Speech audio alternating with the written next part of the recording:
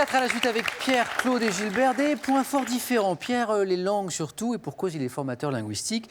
Claude, passionné d'histoire, entre autres choses, de peinture également. Gilbert, notamment le sport, mais nous a montré, notamment lors de son premier titre de champion, que sa culture générale était très vaste. Vous allez pouvoir choisir un thème parmi les 4 que je vais vous proposer dans un instant. 40 secondes ensuite pour faire idéalement 4 à la suite, 4 bonnes réponses. Chaque erreur vous fait retomber à zéro. Les thèmes, ne tardons pas, les voici. Les Pays-Bas et le sport. Les prix Nobel de littérature. Le thème mystère que les téléspectateurs peuvent découvrir dès maintenant sur Twitter avec ce hashtag QPUC. Question pour un champion. Dernier thème, apparition de Hitchcock à l'écran. Gilbert, c'est vous qui choisissez en premier. C'est la position la plus confortable. Oui. Mais pas toujours évidente. Les Pays-Bas et le sport.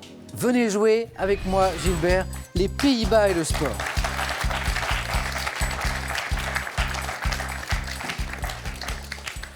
Oui. Oui. Non, je souris parce que il y a 2 jours, j'ai relu toutes les apparitions d'Hitchcock dans ses films. Ah bah.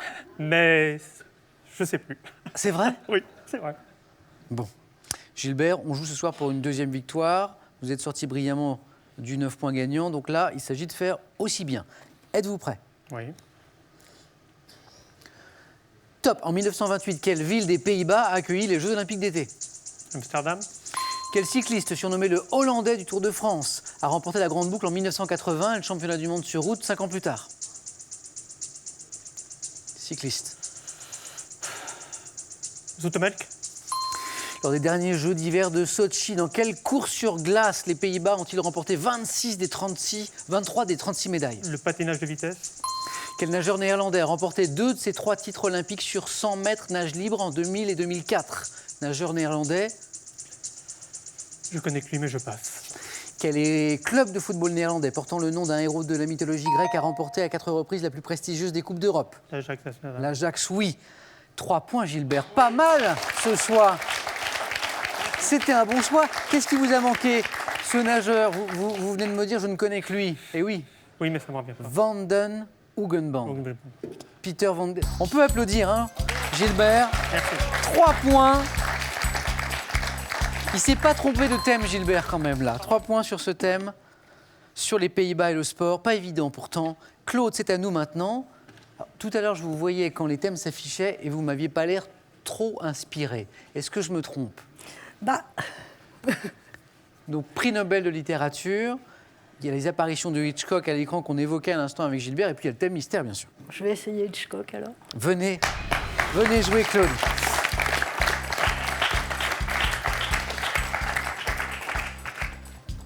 Claude, vous avez été conseillère juridique en droit social, passionnée d'histoire, de peinture aussi. Alors vous faites de la peinture, mais sur bois et sur métal. Voilà, c'est de Vous m'en dire un peu plus? l'artisanat. Alors je récupère des objets, soit dans les foires à la brocante, Ouais. soit ce que je trouve. Récemment, j'ai fait des fers à vaches. J'ai peint des fers à vaches. Alors, il faut expliquer que dans Oui. le temps, en Auvergne, ce n'était pas les chevaux qui tiraient les charrues, C'était les vaches. c'était les vaches. Et donc, ils ferraient les vaches. Et c'est des fers qui ont une forme très particulière.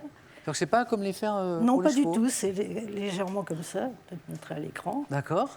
Et ben, j'en ai récupéré, je les décrapote. Et vous les peignez, vous en faites quoi Oui, alors je fais des petits motifs, D'accord. alors soit des fleurs, soit des oiseaux, soit des fruits, ça dépend de la taille des objets. Parce Très que, bien. bon, Donc c'est selon votre inspiration finalement, ça peut être des objets très divers. oui, j'ai fait un biberon à vache aussi. D'accord. Pardon, hein? Un biberon pour les veaux. Un biberon, mais que vous avez utilisé sur des veaux ou pas? Vous l'avez testé? Ah bah, je l'ai vu en service. D'accord. mais- Et vous l'avez récupéré, vous en avez fait une œuvre d'art. Voilà. Très bien. D'art, c'est beaucoup dire. Ah, quand même, Claude. Justement, d'art, le 7e art. Il va être question maintenant. Le cinéma. Vous êtes cinéphile? Un peu quand même. Sinon, Oui, vous n'auriez pas je choisi ce suis thème. cinéphile, mais c'est loin Hitchcock. Hein. Apparition de Hitchcock à l'écran. Allez, Claude, vous êtes au 4 à la suite et l'objectif, c'est de passer au face-à-face. Prête? Top. Dans quel film met-il à l'heure, Hitchcock, une pendule chez un musicien voisin de James Stewart qui est immobilisé chez lui à cause d'une jambe cassée? Fenêtre sur cour. Dans quel film tourné sur la Côte d'Azur est-il assis sur la banquette arrière d'un autocar à côté d'un ancien voleur incarné par Cary Grant?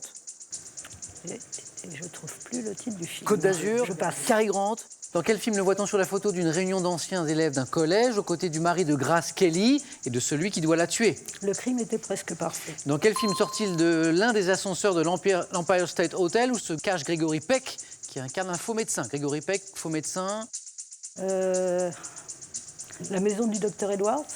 1963, dans quel film le voit-on sortir? Pas mal. De la boutique d'un marchand d'animaux dans laquelle Tippi Hedren entre pour acheter un perroquet? Les oiseaux. Les oiseaux. Pas mal, Claude, 2 points. 2 points pour un thème difficile comme ça. Vous avez pris votre temps et vous avez eu raison pour assurer les points et vous avez bien fait. Qu'est-ce qui vous a manqué? Le fameux que je sais mais que je trouve plus le titre. Ah voilà. Dans quel film tourné sur la Côte d'Azur est-il assis sur la banquette arrière d'un autocar à côté d'un ancien voleur incarné par Cary Grant? C'était... Il vous revient? Cary Grant. Hein. Oui, mais je vois le film. La main Au collet. La main au collet. La main au collet. La main au collet. 2 points pour Claude, qu'on peut applaudir sur ce thème difficile d'Hitchcock. Merci Claude.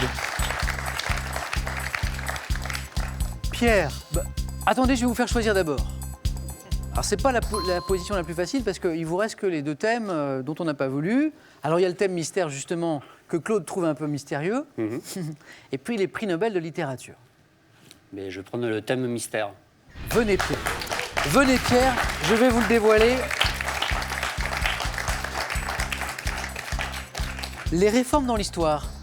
Les réformes. Les réformes dans l'histoire. C'est pas mal. On est sur la culture générale, sur l'histoire. Pierre, formateur linguistique, grande passion, c'est le sport et puis la course à pied surtout. Tout à fait. Hein, vous courez depuis longtemps, très régulièrement. Ouais. Je fais beaucoup de semis en général ou des 10. Du marathon, je crois, vous avez fait aussi. Également, Marathon. et notamment le marathon du Louvre, qui a lieu entre Lille et Lens. Ouais. Et vous avez un rêve, celui de faire une course qui est mythique, une course un peu folle, faut le dire. C'est à La Réunion, je crois. Tout à fait. Et ça s'appelle la Diagonale des Fous. Voilà, parce que après la course sur route, j'ai décidé de faire le trail. Voilà, donc ça c'est en nature, dans les chemins. Tout à fait. Et je crois que ce parcours, c'est vraiment mythique. Hein. Voilà, c'est des paysages magnifiques. Ouais. L'occasion de traverser la Réunion en courant. Voilà, Diagonale des Fous, parce que c'est une diagonale qui traverse la Réunion. Épreuve très difficile. Pierre, je vous souhaite de la courir un jour, ça vous fera plein de beaux souvenirs. Et pour l'instant, à très court terme, je vous souhaite de bien réussir. Merci. Dans ce questionnaire, donc les réformes dans l'histoire. Pierre, êtes-vous prêt? Oui. Top. À partir de 1804, à quel empereur des Français doit-on la réorganisation de la France, avec notamment le Code civil? Napoléon Bonaparte. Entre 1985 et 1991, quel mot russe signifiant reconstruction désigne la politique de réforme entreprise en URSS par Gorbatchev? Glasnost. En juillet 1944, quels accords portant sur la réforme du système monétaire sont signés par 44 pays? Les accords. Keywords. Quel savant religieux natif d'York, collaborateur conseiller de Charlemagne, à partir de 790, prit part à la réforme scolaire carolingienne?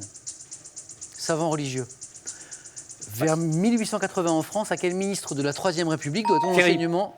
Vous l'aviez juste après. Gratuit, laïque et obligatoire, Jules Ferry. Vous allez comprendre, vous m'avez dit Napoléon Bonaparte. Napoléon. Mais la question c'était quel empereur? Et là c'est Napoléon Ier. Ce n'est plus Napoléon Bonaparte. Donc pour le Code civil. Vous m'avez dit la glasnost pour le mot russe qui signifie reconstruction, mais c'est perestroïka. Ah oui. Là, ça vous revient maintenant. Les accords qui ont réformé le système monétaire signés par 44 pays en juillet 1944, les accords de Bretton Woods. Et là, beaucoup plus difficile, c'était une question pour éventuellement un 4 à la suite. Quel savant religieux natif d'York qui a pris part à la réforme scolaire de Charlemagne? C'était Alcuin. Alcuin. Ok. Pierre, 0 point, hélas. Merci. Merci, Pierre. Merci. C'est dur, hein? C'est assez dur. Pierre, merci d'avoir joué avec nous. Merci. Bon, bah, c'est aussi, voilà, on joue sur le thème mystère. On arrive aussi en 3e position, donc on ne choisit pas son thème, c'est plus difficile. Je vous souhaite beaucoup de réussite, en tout cas dans ce prochain défi sportif que vous êtes fixé, la Diagonale des Fous. Et avant de se quitter, pour vous, ce cadeau. Xel.fr, vente en ligne de sacs et bagages de marque, vous offre cette valise et son vanity assorti. Trouvez tout ce qu'il vous faut sur Xel.fr. Voici pour vous une nouvelle collection richement illustrée et très ludique pour découvrir l'essentiel de ce qu'il faut savoir dans tous les domaines de la culture générale. Grâce à ces ouvrages, ayez enfin réponse à tout. À vous de jouer maintenant, à vous de jouer de gagner, je l'espère, soit soit une voiture, soit un chèque de 10 000 euros.